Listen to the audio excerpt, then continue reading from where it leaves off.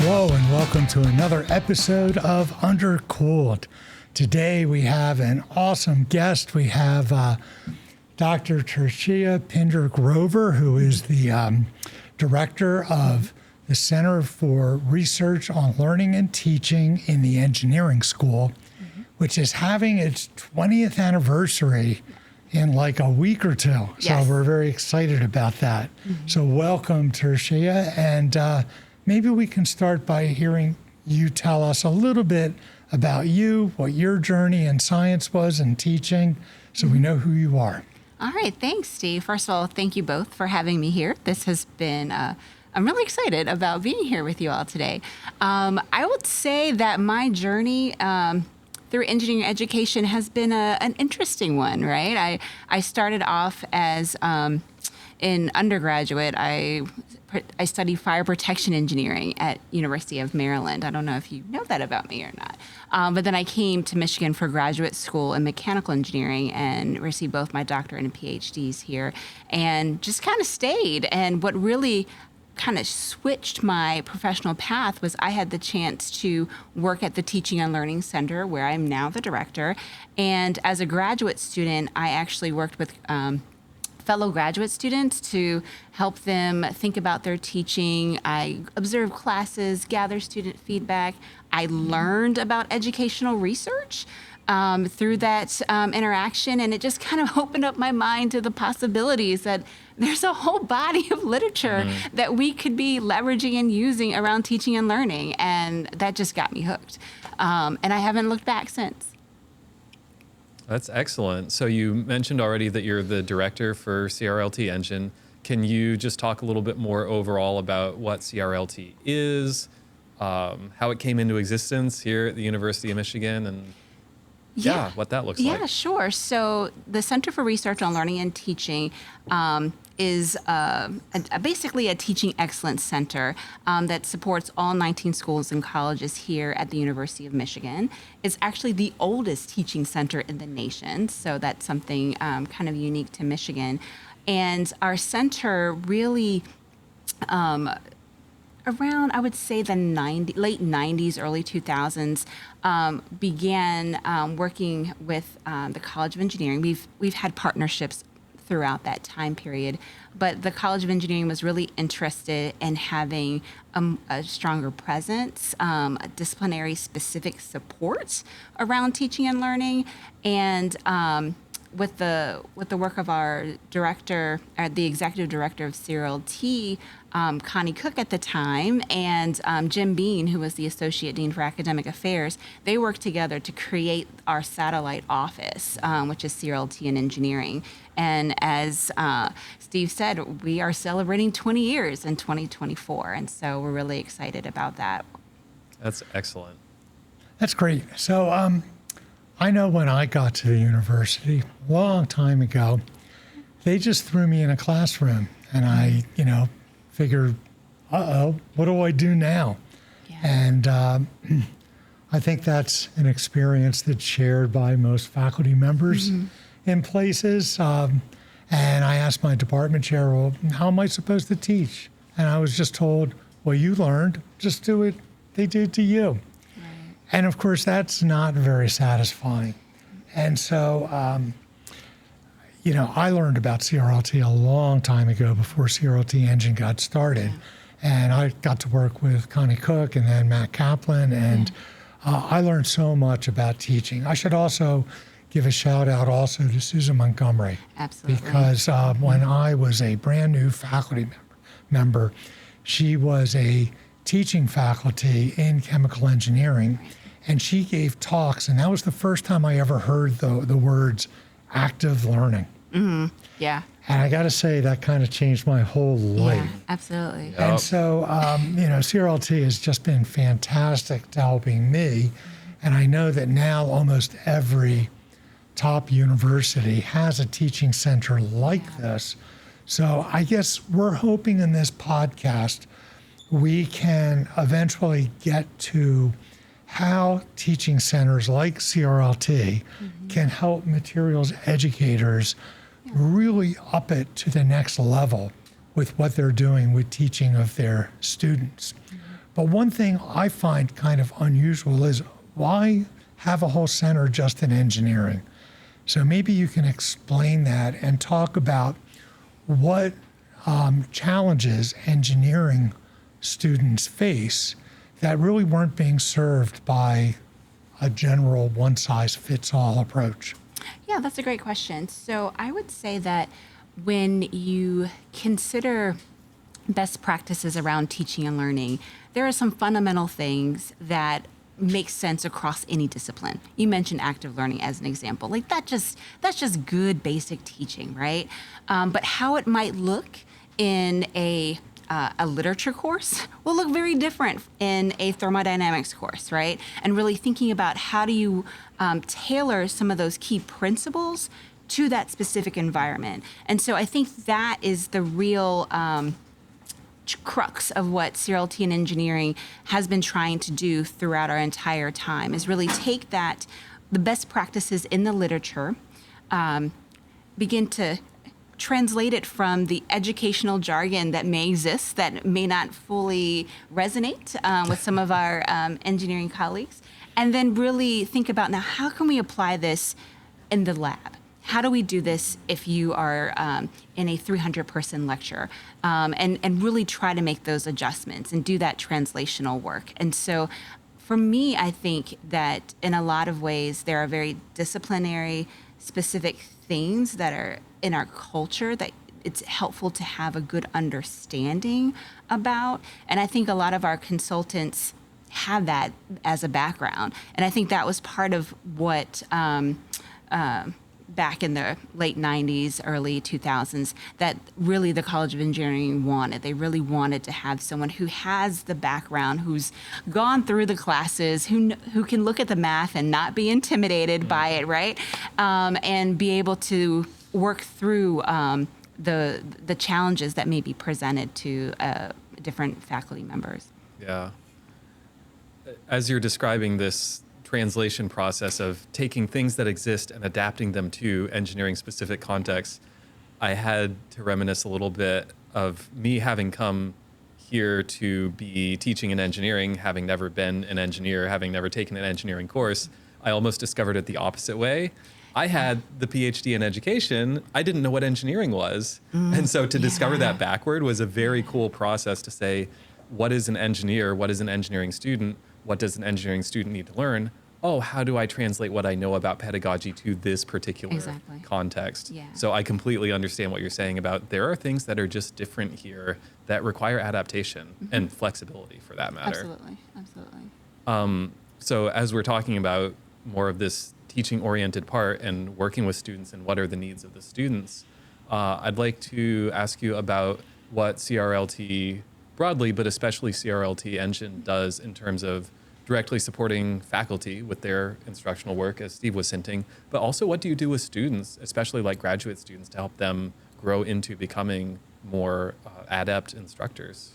Yeah, so I would say that a lot of teaching and learning centers have many of the same kinds of support services. And so one thing that we all do are consultations around teaching. And so that could be anything from a faculty member coming in and having, I'm having this challenge in my class, my students aren't really participating, or I'm noticing that they're really struggling with certain kinds of assessments, and I don't quite understand, is there something with my grading? Is it something with how I'm setting up homework? Like, we can talk through those particular challenges that are specific to that instructor. Consultations might even include anything from looking at those wonderful end of term evaluations and having someone to actually interpret those for you, right? Because, we focus in on the two comments that maybe could have been rephrased a little bit, right? We kind of focus in on the negatives, but it's helpful to have that consultant to work with you to say, okay, let's look at the big picture and see what are the things that we can change, what are the things that we want to do more of. And one of the services that our center offers is something called a midterm student feedback session. And for me, I feel like that's a service that is revolutionary when it comes to teaching. So it's something whereby We meet with the faculty member ahead of time. We talk with them about their goals. We ask them about what are the things that you want us to look for as we're in your class and we're observing things. And then we go to the class and we observe. We're trying to match up.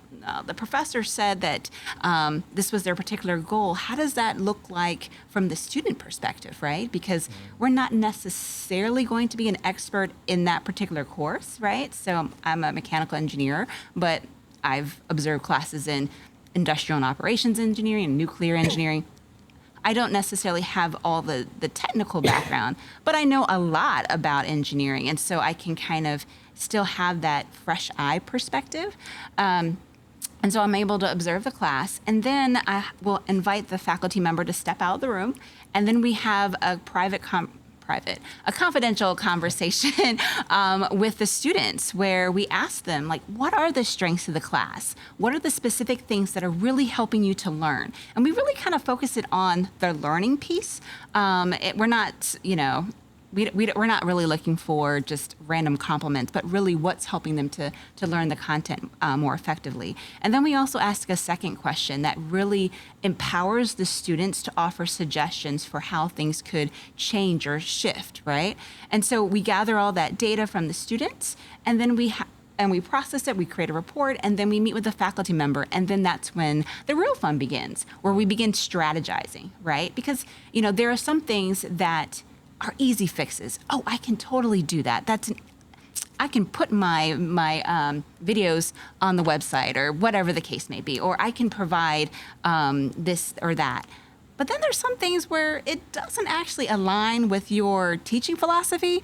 And so we work with faculty members to help them figure out, how do I tell my students, I hear you, but I actually think what's pedagogically better for you is this.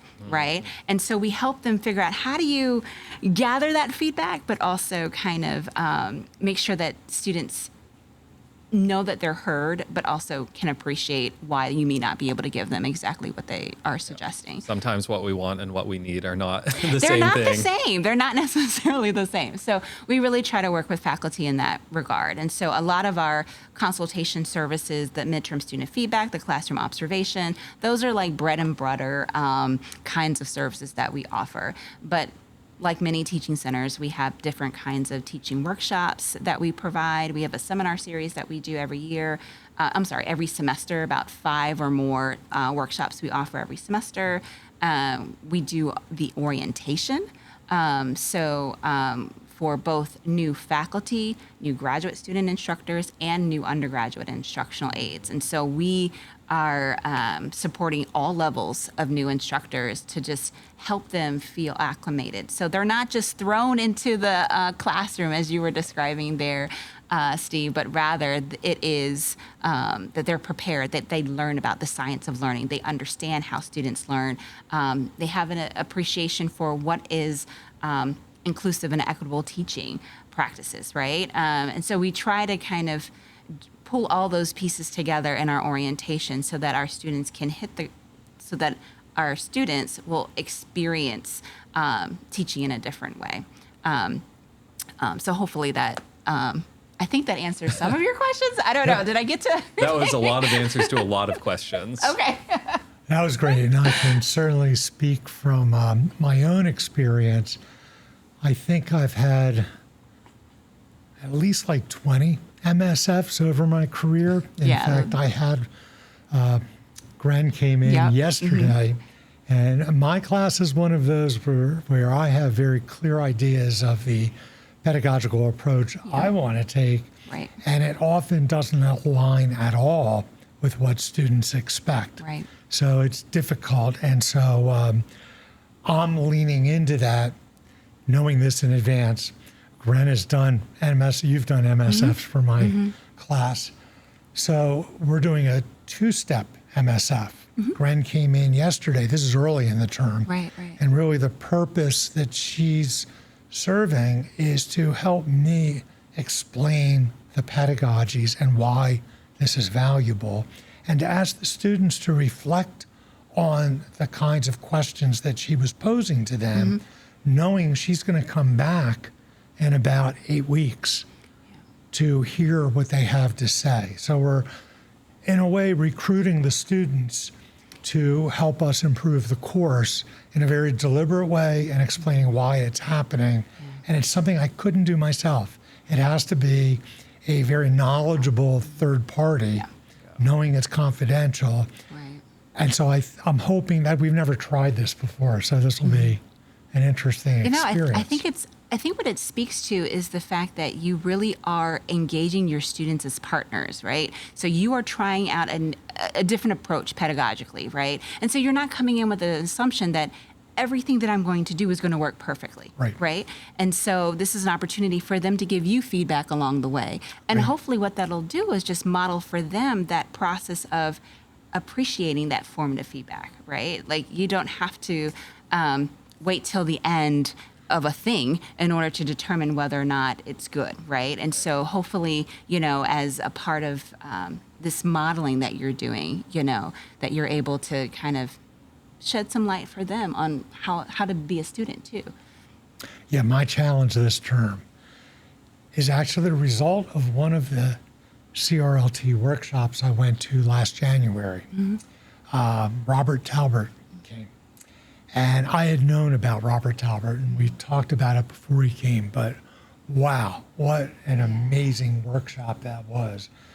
And so I've now read his book, and I've implemented That's grading for growth. his approach. And so I have a grading table. I am not mixing my units, right? Forever, we've all reduced our assessment scores to 0 to 100, and it's hard baked in our learning management systems like Canvas. Right. They just give you the opportunity to provide a weighted average. But he's a mathematician, and he taught us just because they're numbers doesn't mean you should average them. You should think about the embedded units and the fact that a quiz is very different than a reading assignment, which is very different than a paper or a reflection or a project. They're different. But the impact on the students is they've never seen this before. And it's frightening to them because they think they're all going to get hurt. And I've tried to come up with a way that won't hurt them, but will still preserve the value of an A. And so that's where Gren is being really helpful. But back to the workshops. I learned so much from Robert in that workshop. And you run lots of workshops. I know you run other kinds of things too, but can you talk about where the idea for having workshops and the kinds of workshops CRLT provides to all faculty across engineering? Yeah, so I think that there are some topics that are important just to know, right? And so I think as a part of our seminar series, we have some reoccurring topics that we like to offer. So we'll have a session on active learning because I think, you can never have enough active learning. And because basically every time you try a thing, all your students are different, right? And so you have to really think about that implementation of that active learning, right? And so we have sessions on classroom assessments so that, faculty or any instructor can really develop that understanding of how do I check for student understanding? How do I do that in such a way that I'm just not only doing a midterm and a final, right? We gotta go beyond that, I think, in order to really make sure that we're capturing and what students learn and helping them to demonstrate their knowledge. And so there's a few that are just good to have. In engineering, we also have workshops around teams. Because, much of our work, our lab work, our design work is in teams and just trying to figure out what are the best practices for forming teams, assigning good projects, evaluating teams, all that stuff is foundational. But I think the thing that our center has been shifting more towards are the learning communities, because a lot of research has shown that a single workshop is not necessarily going to lead to full transformation, right? So you went to a workshop, you were inspired, and you were able to change so much of your practice. But sometimes you might attend a workshop and you take the copious notes, and it's great. And then life happens and you haven't changed your pedagogy. You haven't had a chance to, not because you don't want to, you may not have the bandwidth, the time.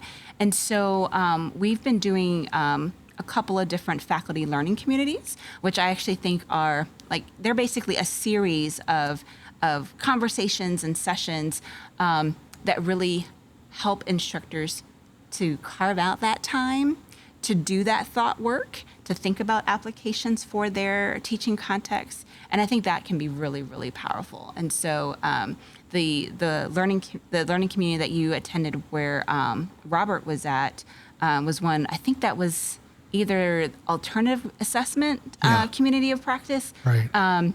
And so you were able to kind of have that experience, partially because it was something that happened over time.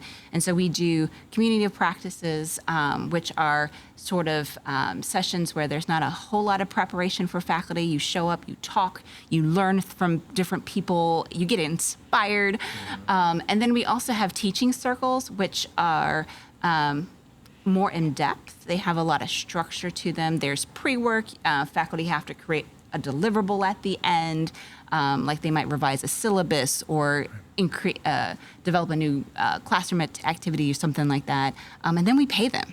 So we give a little stipend on top of that. So that's two different ways that we kind of take the basic workshop and extend it to really try to help faculty be more reflective, but also lead to more transformative change. And boy, I've been in many of those.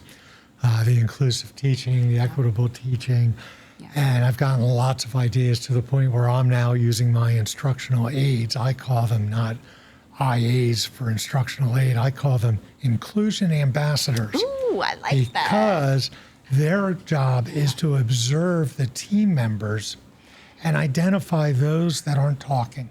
And then I tell the whole class that the inclusion ambassador is going to pull you aside privately and said, hey, you haven't been talking.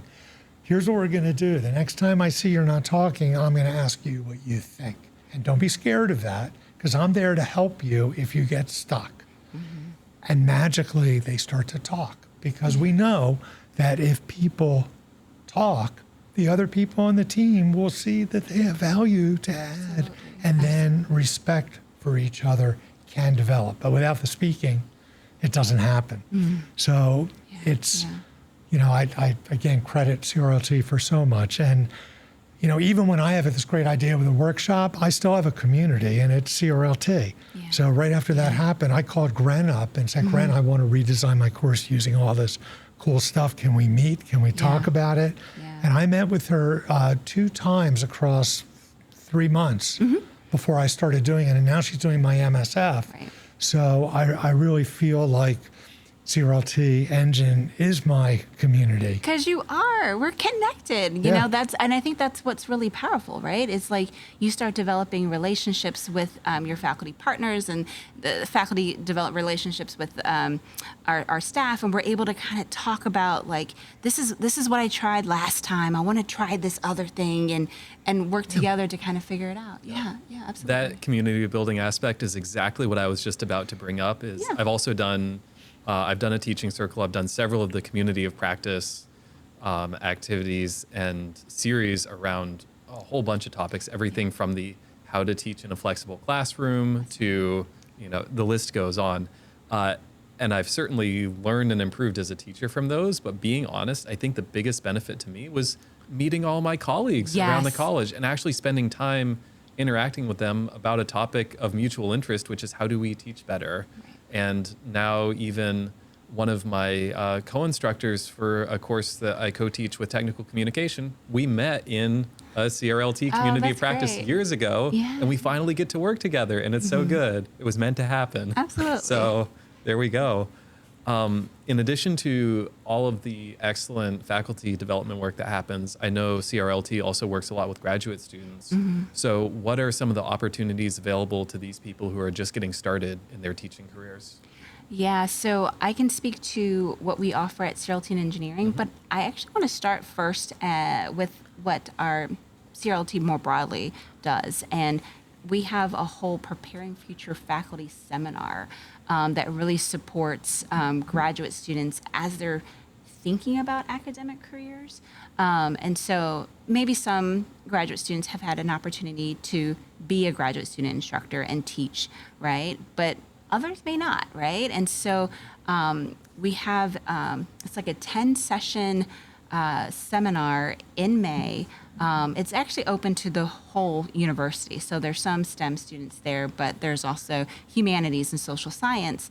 And I think what's really great about that is that you're developing that community that we were talking about, of folks who are interested in teaching and really want to reflect on, how do I create a syllabus?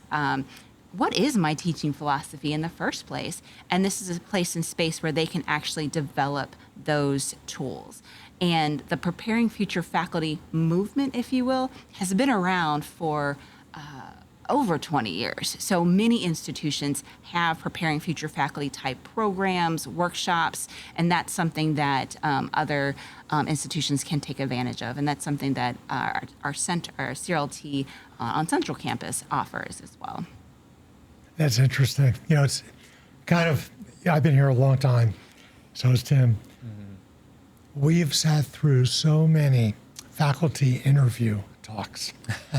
And it's so interesting when they get to we all tell them you have to talk about your teaching plan. Yeah. And you can tell when they've been at an institution that prepared them and when not. Because those that are prepared talk all about, here are the things I'm going to do with active learning. Here's how I'm going to drive inclusion in my classroom. Here's how I'm going to do different kinds of assessment. And here are the things I'm going to experiment with. Right. And then you get the person who didn't have that and they say, I like to inspire my students by giving them great examples on the board. And you're going like, oh my God, this person has no clue what's going on with teaching. And I think, it's kind of an early warning sign where you see the culture is definitely changing. So today, new faculty come in with much more teaching experience than I ever had. Nobody did that when I was a graduate student. They just said, oh, you're a good teacher. You should be a teacher. And it was bad. Right. Yeah, I think what's interesting is that I think over time, as these Preparing Future Faculty seminars, workshops are being unveiled, that's really beginning to help shift the culture so that people have had a chance to kind of think about it ahead of time. I know with a lot of our orientations, many of our new faculty, they're familiar with with some of the concepts, and so we're able to go a little bit deeper. Right. But the thing is that it's not universally true. Not everybody has that same kind of exposure, and so thinking about how can you really help them get up to speed, right? And so that's why for our new faculty, we have a special learning community with just the new faculty to kind of support them throughout. And I think, like I mentioned when I was introducing myself earlier, at Michigan, we have teaching consultants who are graduate students, and they support both graduate students and undergraduates as it relates to their teaching. And so, if they have a teaching question, they can have that same support as well. So I think that's very interesting in the context of what we're trying to do with our podcast. Yeah. This is to help to, share best practices with other materials educators. Yeah. Most materials educators are at institutions with teaching centers, just like CRLT. They should encourage all of their colleagues in the department to get involved with it. Yes.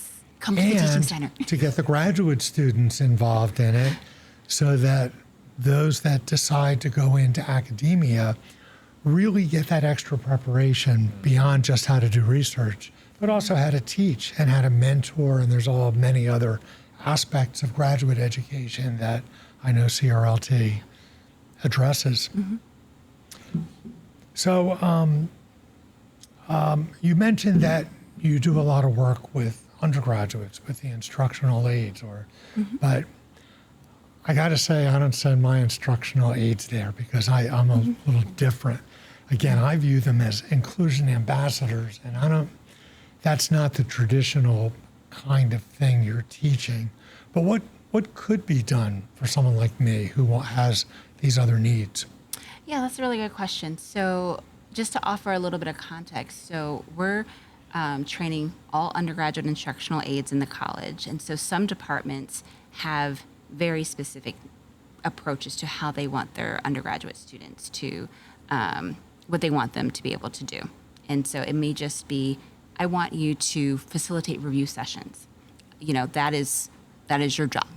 And then others want their undergraduate instructional aides to run a discussion or a lab to kind of have that full, the full teaching experience, Some have lots of support, this is a large course, and so all the IAs will be given, this is your lesson plan for the day, and that's the plan, the script that you're going to follow. Maybe there's a little bit of freedom to make some deviations and whatnot, but not necessarily, right? It just kind of depends on what that department needs, what that course needs, what that faculty member needs, right? And so I think when we've originally designed our orientation, it was really thinking about, okay, holistically, what do people need to know, right? But what we have done is some departments have invited us to come in to do follow-up workshops with different groups of students. And it could be the GSIs or the IAs. It just kind of depends on what their needs are. And so we'll do a departmental session that is specifically for that particular unit. So it really kind of depends. And we try to just be in conversation with departments to help think through if the main orientation isn't providing everything, maybe there's something that we can create or co-create together. That's great. So we've got faculty, we've got graduate students, we've got undergraduate students. It's like the whole population is being reached, or at least we're trying our absolute best. Absolutely, yes. Yeah. So what are the impacts that you see in terms of, sure, people reach, we can be quantitative. My bar chart is this high, but also just human stories of, there was this person that I helped and it was so wonderful. So what do impacts look like, and how do you track that sort of question about what you're accomplishing? Yeah, so the impact question is really interesting because we can measure impact by how many people attended a workshop, and that gives you a metric, right? It's a metric, it's a metric. Is it a good one? We'll think about that later. But and so we do the bean counting, if you will. We have our annual report that we provide, and we have all those things about how many people. We typically also ask satisfaction questions to get a sense of did this particular workshop or learning community meet your needs? Was it valuable to you? Was it worth your time? That kind of thing. But we also want to know about practice and how is your practice changing as a result of what you heard from this workshop or what you've experienced. So we'll have a suite of questions which will have faculty or undergraduate or basically our program participants to be able to share, what have they changed as a result of it. And in certain cases, we've done some work where we have leveraged different instruments that are available through the literature to kind of see pre-post assessments to get a sense the tools that they say that they're using ahead of time versus after, how does that shift? So as an example, earlier in my career, I did a lot of work with graduate student instructors, and I was tweaking things in orientation, and I really wanted to get a sense of the best practices that we know that really help students learn.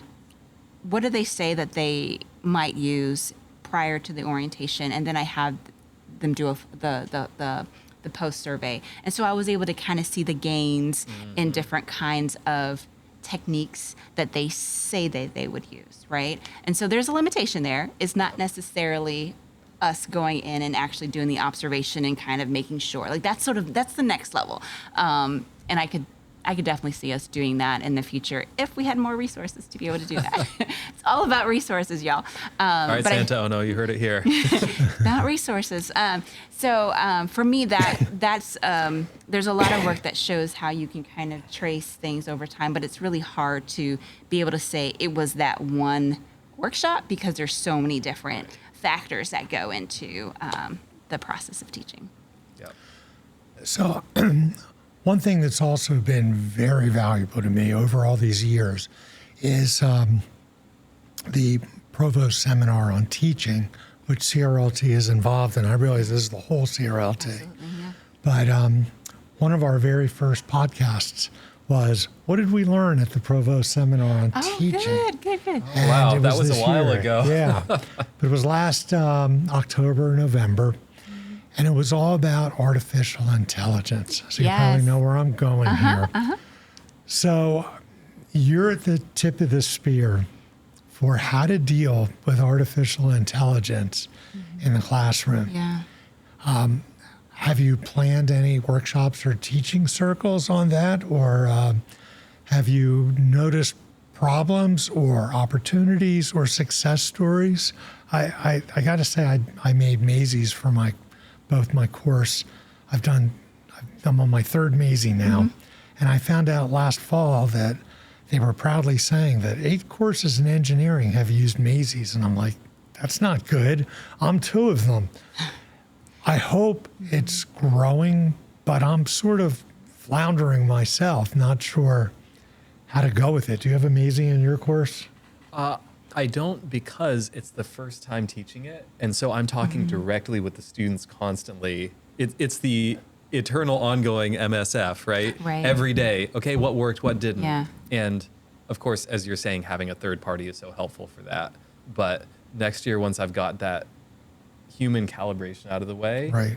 I definitely want to see how students can benefit from an AI tutor. I think that could be a really useful component to the course. If only I had people to talk with who are trying these things and I could say, what did you do? What happened? That's great. That's Because great. we don't get that in the sort of high level introductory workshops that are offered through, IT services or things like that. So that's a great question. So we had a community of practice last fall where we were looking at generative AI, and I think it was a good conversation, and I think we were able to highlight what the tools were, but it was just so early in the process that we were all sort of like, what's happening? What's going on? You know what I Right. mean? Like still trying to Yeah. figure it out, right? And so I think that's something that we can definitely look into moving forward. What we did this year is we actually added a Maisie to our new faculty orientation. Because we have a Canvas course as part of our new faculty orientation. And so we have a whole module on generative AI, and to just kind of help faculty think about how might I use this tool?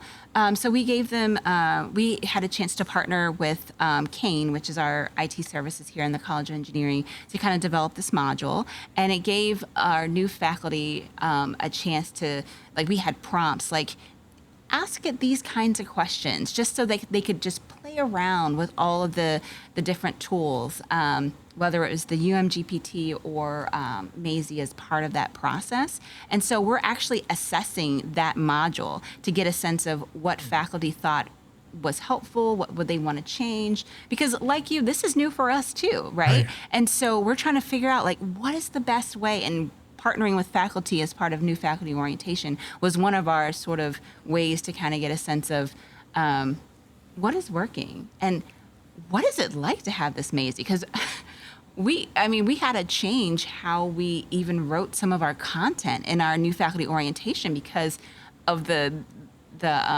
responses that Maisie was giving. You know what I mean? Like, it was sort of like, okay, so we need to make sure that we have the full date. Like, you just can't say September 26th. Like, we needed to say September 26th, 2024. Because if you ask the question, well, when is the orientation? And you ask it in January, it's going to tell you September 26th or whatever the date is. But the user is going to think it's going to be that current year as opposed to the other. You know what I mean? So there's like these little nuances that we were like, oh, okay. There's just like the little things. And so I think as we're learning Right. and, we're conducting our own research to kind of understand sort of, and I would say probably it's more evaluation than research, but, trying to get a good understanding, we're looking forward to continue our partnerships with faculty to kind of hear how are things going and what have you tried and how are you integrating assignments, and so that might encourage students to use Maisie to see if you can understand this particular phenomenon. Now interpret that, interrogate that answer. What works? What's missing? You know what I mean? And so just really kind of developing that digital literacy with generative AI tools. So I should back up a little bit because our audience might not know what Maisies are. that's a good, yes, And, absolutely, yes. So very briefly, a Maisie is a small language model that uses what's in a Canvas course and nothing else. It's a curated data set, and it's a model that is only available for the students in that class. That's right. Mm-hmm. And so it's much more accurate than using just ChatGTP, which will return whatever the most of is on the web. Right. And it's very easy to use, and right now it's free. Were you aware that you can change the system prompt? So my first complaint with it is, come on, this is like Chegg on steroids. The students shouldn't just ask it and get the answer because there's no learning, but you can actually write it. Don't return the answer. You can tell the model, don't return the answer, but rather guide them, show them resources, make suggestions of how they can learn. And it's remarkable how well that works. Yeah. I think what we tried to do, we played around with that system prompt so many times. And but the thing is, we wanted faculty to be able to, you have to think back, what are your goals?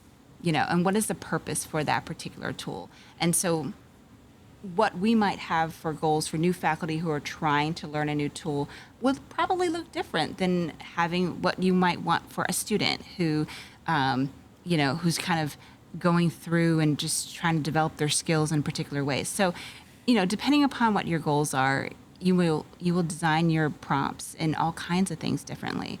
But I think I'd love to go to a CRLT-led teaching circle or something like that focused on Maisie. Okay. Because I think that's a really unique tool here at the University of Michigan that could explode internationally. Right now there's all these companies who use Gen AI to summarize what a lecture is. Okay, that's nice, but it's not really groundbreaking.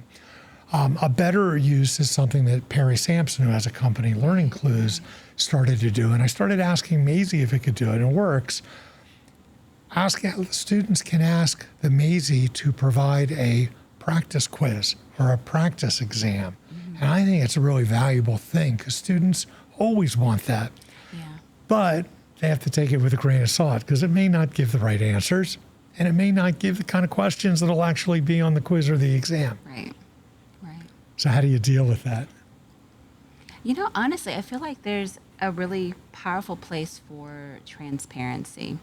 In terms of your communication with students, making sure that you're clear about this is what this tool is useful for and what it's not, right? Because we haven't talked about sort of any of the ethical issues associated with generative AI and trying to make sure that students are knowing how in your class you want the tool used versus a different class, right? And so I think all of those ideas are really great opportunities. And I think what's exciting is that this is uncharted territory and we get to explore together.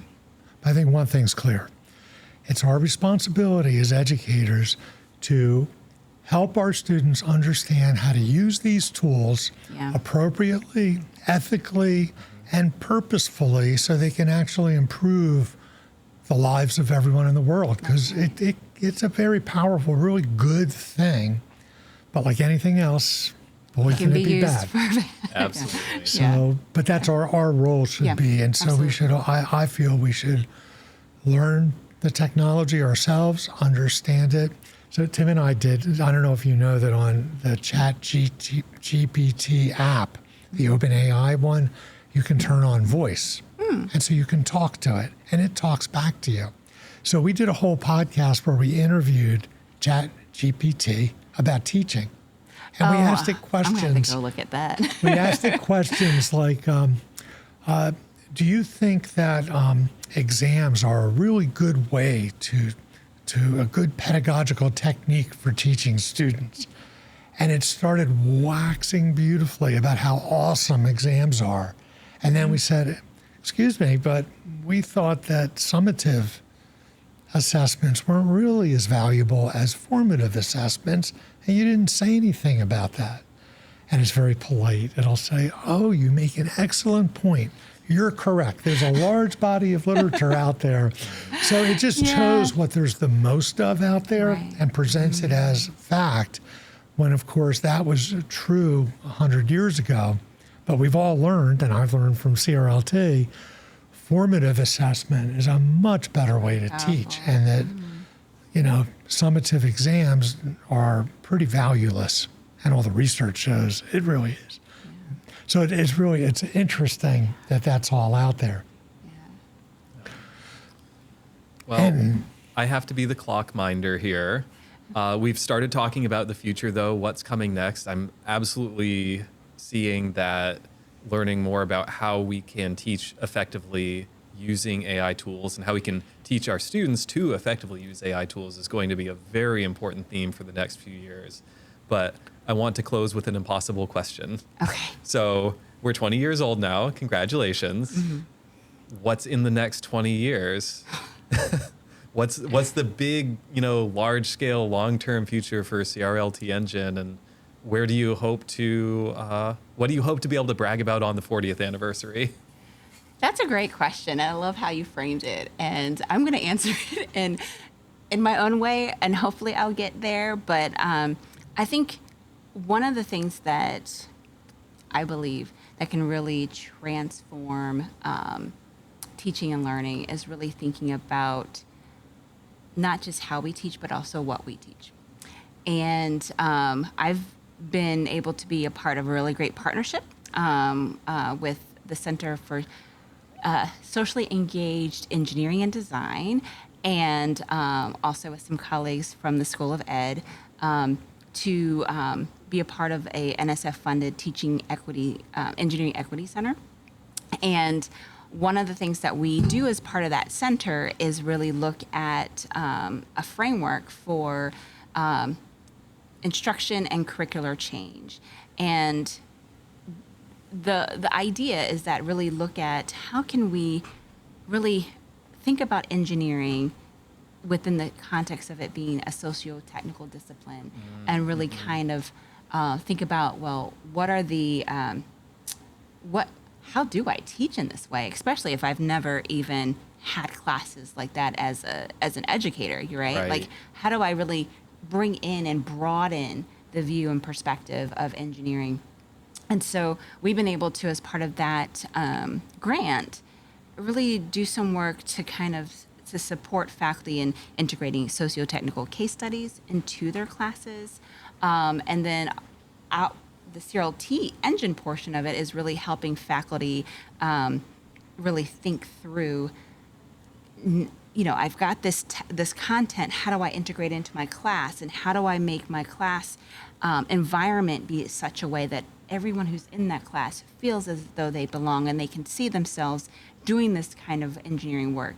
And so for me, it's been really exciting to be a part of this this project, to really think about that socio-technical aspects of engineering. And I'm really excited to see where that goes in the future. And really, we've been also doing a lot of work with departments around curricular transformations and helping them look at their data, thinking about what their goals for student learning, how that actually maps onto their program outcomes, and really helping faculty and departments really think through their entire curriculum. And so for me, that's not quite the next 20 years, but I think it's within the immediate horizon in terms of really shifting how we are able to partner with departments to really think about the kind of instruction, the kind of curricular decisions that you all are creating as you're creating creating your programs and courses and so forth. And so for me, I feel like it's an untapped, not completely untapped. We've worked with 5 different departments at this point. We did 3 last year and 2 this year. And so, we're beginning that process of really working within that departmental unit, because, you can have that excellent faculty members who are doing really great things, but then they might be siloed, right? And so that experience of that student as they're going through the various classes, they may have one experience that like redefines how they think about engineering, but then other classes might be more that may be more traditional, that may be strongly lecture based, that may not extend their thinking in ways that a lot of the literature would suggest more active engagement, open-ended kind of authentic problems would be able to do for them. So I'm hopeful we can continue partnering with departments in that way, and of course working with faculty through that process. Well, that's fantastic. Thank you Absolutely. so much, Tershia, for being our guest. Thank you for having me. And I think with that, we'll say goodbye. That's right. See you later. See you next time.